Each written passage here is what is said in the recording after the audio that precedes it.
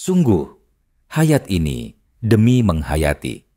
Kata itu hadir seperti hentakan yang tak lagi membiarkan kita berpura-pura.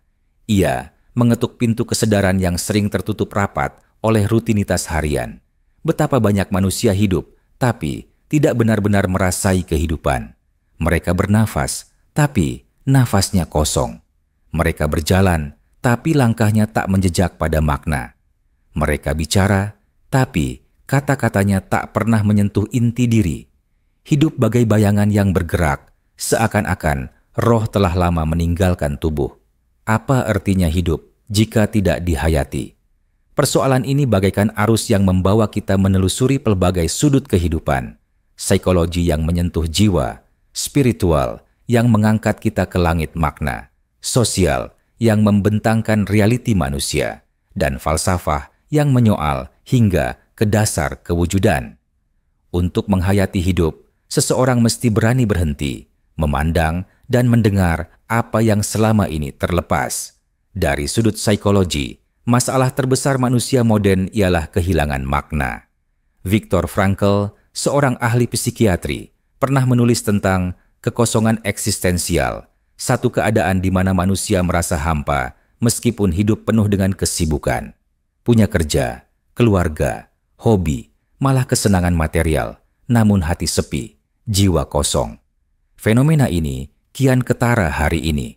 Kita bangun tidur dengan segera, lalu terbawa arus aktiviti tanpa sempat merenung.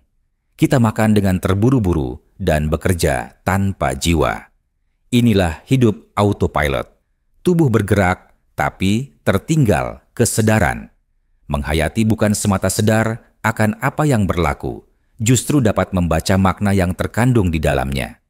Menghayati adalah kesadaran yang disertai pemahaman, lalu membawa kepada syukur dan akhirnya menumbuhkan jiwa yang damai. Dalam ranah spiritual, khususnya Islam, penghayatan adalah inti ibadah.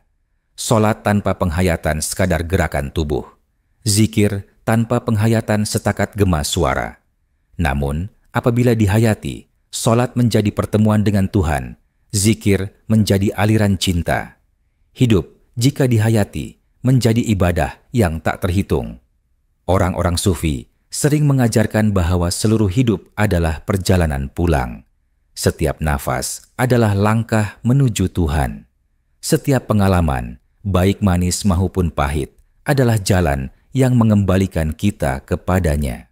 Maka, menghayati hidup juga bisa diartikan sebagai membaca ayat-ayat Tuhan yang terbentang, bukan sahaja di mushaf, tetapi juga di langit, bumi, atau pada diri.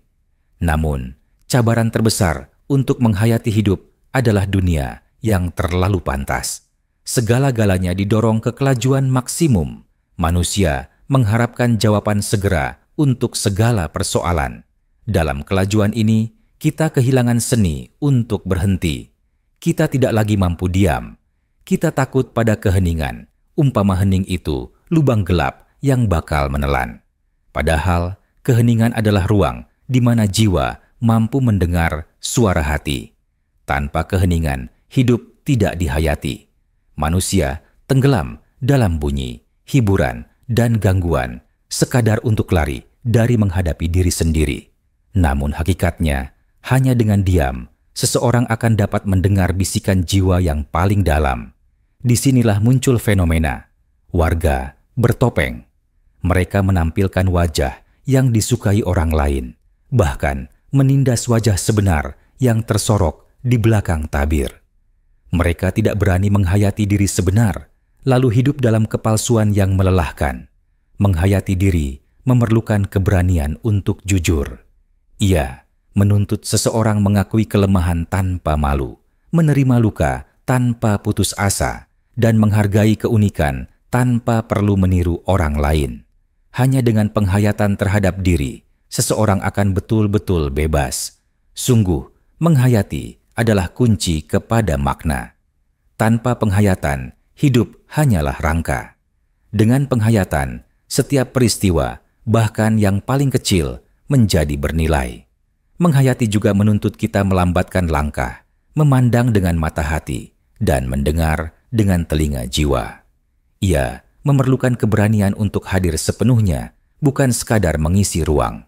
Ia memerlukan kerendahan hati untuk mengakui bahwa kita bukan pusat pada segala-galanya. Sebaliknya, cuma bahagian kecil dari ciptaan yang teramat luas.